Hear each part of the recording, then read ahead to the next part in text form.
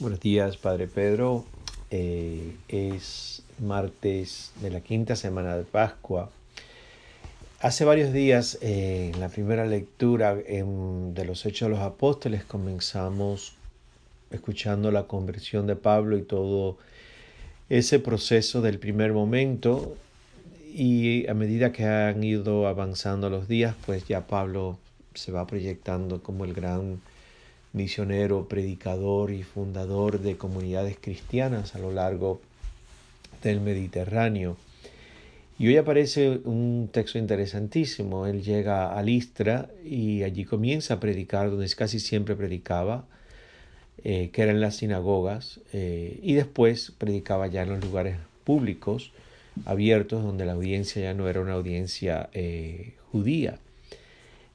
En Listra hay problemas de celos, de envidia, una palabra que apareció en la primera lectura hace unos cuantos días, la palabra envidia, y eso produce una reacción violenta.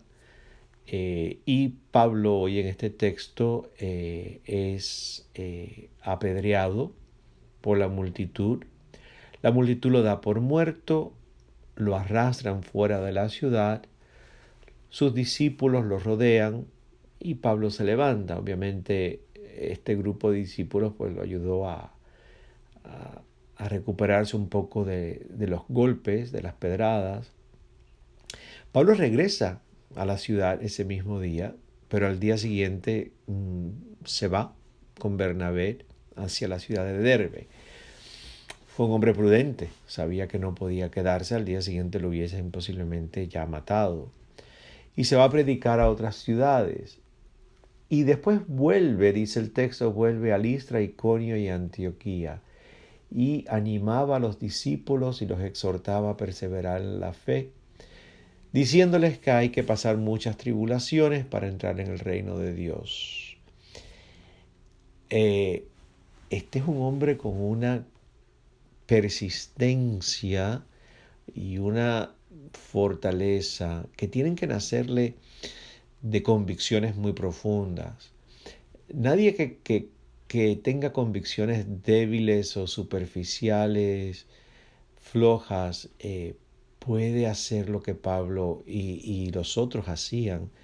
Los arrastran de la ciudad, le dan golpes, vuelven, regresan eh, y siguen predicando el Evangelio.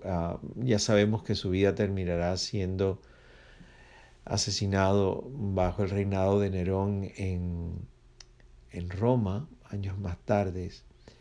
Pero es un hombre grande y los hombres y las mujeres que lo rodearon eran también grandes.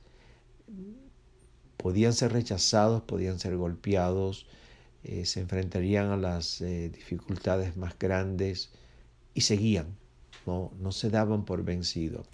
Y en el texto del Evangelio, que es parte de la última cena de San Juan, que es el que estamos leyendo en las últimas semanas también, Jesús, horas antes de su propia ejecución, le dice a los discípulos, no pierdan la paz ni se acobarden. Creo que esa frase, aunque Pablo no era de los 12, pero sí era un discípulo que se hace del resucitado a través de la experiencia de Damasco, la vivió. No fue un hombre cobarde y sí hay textos que parece que haya perdido la paz, pero después de un periodo la recuperaba. Lo cual me hace a mí pensar, y lo comparto contigo, ¿no? ¿Cuáles son mis convicciones? ¿Cuáles son las tuyas? ¿Cuáles son los valores y cuál es la visión que haces que tú y yo, después de una buena entrada de golpes que nos da la vida, las instituciones, incluso la misma iglesia a veces, haces que como Pablo te levantes y yo me levante y al día siguiente diga, pues yo sigo?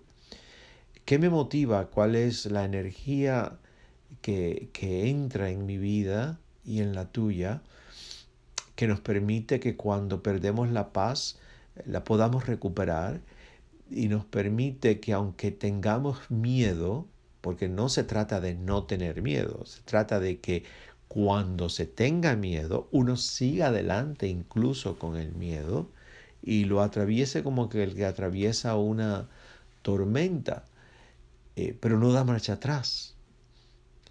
Y definitivamente, pues eso tiene que nacer de años y años de oración, de escucha, de compartir, de sacramentos, de retiro, de silencio que ha ido entrando en nuestros huesos y ha ido haciendo algo muy bueno en nosotros y ha marcado un surco que está dando ya a estas alturas unos frutos increíbles y es para la gloria de Dios y es para el bien de tanta gente. Así que hoy yo creo que es un día para celebrar.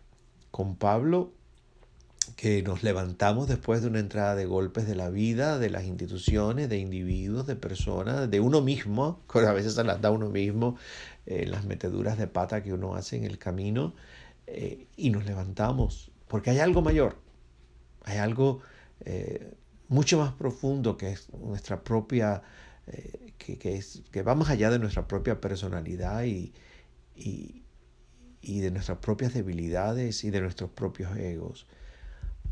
Y es Cristo, definitivamente tiene que ser Cristo que te levanta y me levanta y nos permite recuperar la paz. Y sabemos que la vamos a volver a perder y sabemos que la vamos a volver a recuperar.